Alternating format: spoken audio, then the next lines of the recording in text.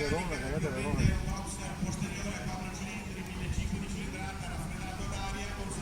Questa versione restaurata in maniera stupenda, con un colore verde metallizzato che mi rende veramente giustizia. Bellissima macchina.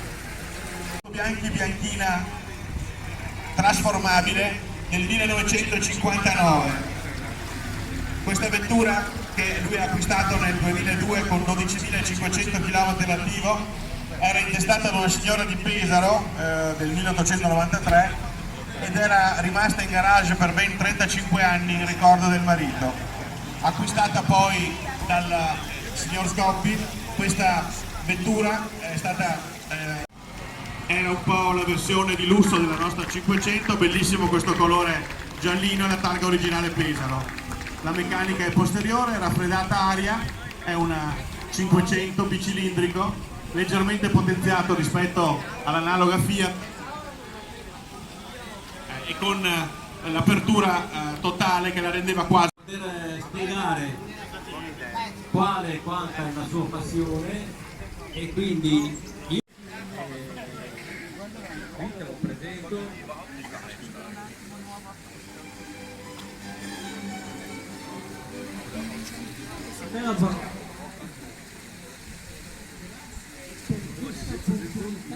Presente che io ne ho parecchio e le portavo a casa quando, scusate se mi esprimo in questa maniera, si smontava tutto si smontava tutto il pezzo originale che ho recuperato, un magazzino di pezzi originali di macchina, un magazzino, però guardate che ci vuole passione, passione.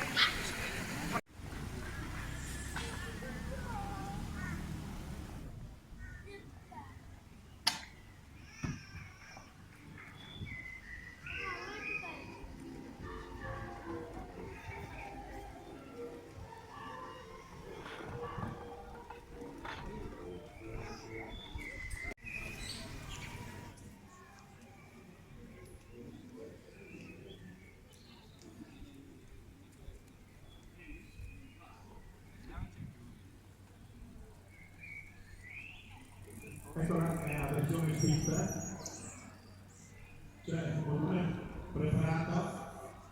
Abbiamo questa sia e chi lo guida è un giovane. Non vuole sapere ripartire, ma